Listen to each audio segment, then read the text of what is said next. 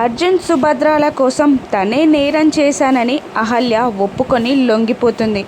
అది చూసి గౌతమ్ షాక్ అవుతాడు. ఇక ఎస్ఐ అహల్యని సెల్లో పెట్టమని అంటూ ఉండగా గౌతమ్ వద్దండి ప్లీజ్ తనని సెల్లో పెట్టొద్దు అని అంటున్నా కూడా ఎస్ఐ వినకుండా లేడీ కానిస్టేబుల్కి సైగ చేస్తాడు. దాంతో అహల్య చెయ్యి పట్టుకొని సెల్కి అహల్యని తీసుకెళ్తూ ఉండగా అహల్య మరో చేయిని గట్టిగా పట్టుకుంటాడు గౌతమ్. అప్పుడే లోపలికి వచ్చిన ఫ్యామిలీ మెంబర్స్ గౌతమ్ని గట్టిగా పట్టుకొని అహల్యని విడిపించే ప్రయత్నం చేస్తున్నా కూడా గౌతమ్ వినకుండా గట్టిగా అహల్య చేయి పట్టుకొని తనని సెల్లో పెట్టడానికి వీల్లేదు, తనే తప్పు చేయలేదు అని అరుస్తున్నా కూడా గౌతమ్ ఫ్యామిలీ మెంబర్స్ గౌతమ్ని వెనక్కి లాగుతూ ఉంటారు. ఇక దాంతో కానిస్టేబుల్ లాఠీతో గౌతమ్ చెయ్యిపై ఒక్కటి కొడతాడు. మరోవైపు లేడీ కానిస్టేబుల్ అహల్యని గట్టిగా లాగడంతో అహల్య వెళ్ళి సెల్పై పడుతుంది. ఇక అక్కడున్న ఊచలు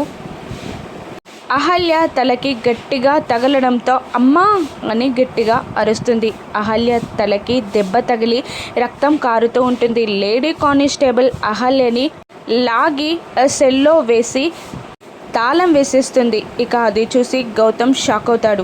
గౌతమ్ అందరినీ విడిపించుకొని అహల్య దగ్గరికి వెళ్ళి మీకేం కాదండి అహల్య గారు అంటూ అహల్య తలకి తగిలిన దెబ్బ నుండి కారుతున్న రక్తాన్ని తుడుచుతూ విలవిలలాడిపోతూ ఉంటాడు. ఇక అది చూసిన అతిథి షాక్ అవుతుంది.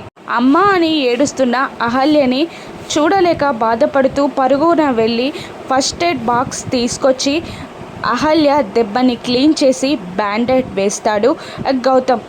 అది చూసి అందరూ షాక్ అవుతారు. అహల్యపై గౌతమ్కున్న ప్రేమకి అందరూ షాక్ అవుతారు. అహల్యని జైల్లో నుంచి గౌతమ్ ఎలా రిలీజ్ అయ్యేలా చేస్తాడు? యామినిపై కోపం తీర్చుకుంటాడా? రాను ఎపిసోడ్స్లో చూద్దాం. Thank you for watching.